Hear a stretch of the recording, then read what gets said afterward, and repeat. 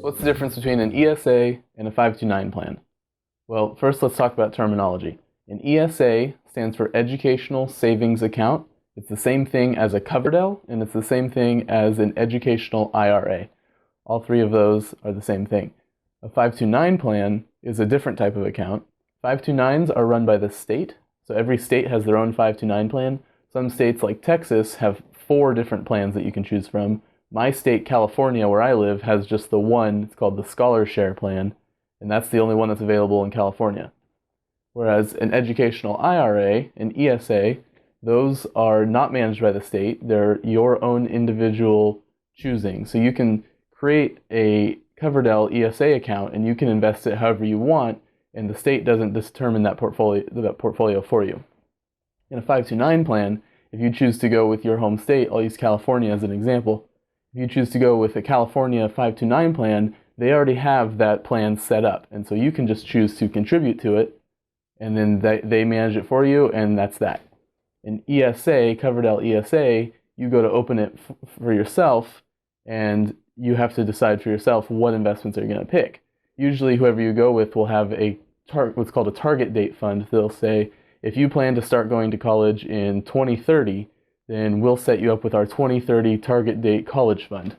And so that will be managed by that company, and then they will put your investment money into the different plans and manage it for you up until you're ready to use it when you go to college.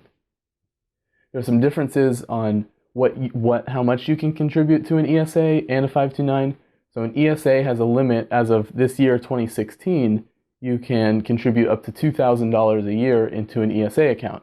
You're not allowed to contribute more than that per beneficiary. So if one child has an ESA account, you can't contribute $2,000 yourself and another $2,000 from another parent or from a grandparent or something. It's $2,000 total for that beneficiary. Whereas a 529 plan does not have the $2,000 cap to it. Because it's run through the state will set a limit, but you could potentially contribute over $300,000 into a 529 plan if you wanted to. That's much more than what it costs to go to college, so that limit won't really get in the way for the majority of 529 plans. The difference comes from what investments are allowed. If you just want to contribute and let the 529 plan run however the state determines that they're going to manage that portfolio, then you're welcome to do that, and that's a good choice for you. Perfect. If you think that you can do really well investing on your own and you want to make your own decisions in your portfolio, then an ESA might be a better choice for you, but that's completely up to the individual and whether or not they think that's a better benefit. $2,000 a year may or may not be enough to contribute to be able to save for college in the future. With the way college costs have been increasing lately, it's questionable whether or not that would be enough to be able to afford college in the future. If you plan to go to, say, a cheap state school, then that might be plenty. I went to a cheap state school. I had a Coverdell Educational Savings Account. It was plenty for me to be able to go to school. However, some people might not be enough.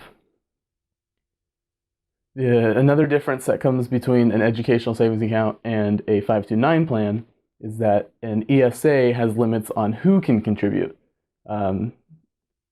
If you make too much money, you might not be allowed to contribute. There's an income limitation to it. Usually you can gift the money to someone else who meets the income limits and they can contribute on your behalf. You'd want to talk to a financial planner to make sure that that's the appropriate action to take for yourself. They'll be able to tell you if you can get around those rules, or if maybe you're not able to contribute, or maybe you don't need an educational savings account and you'd serve better by a 529 or something like that. A good financial planner should be able to tell you exactly what it is that you need to do. That's it for educational savings accounts and 529 plans. Hope that was informative, and thanks for watching.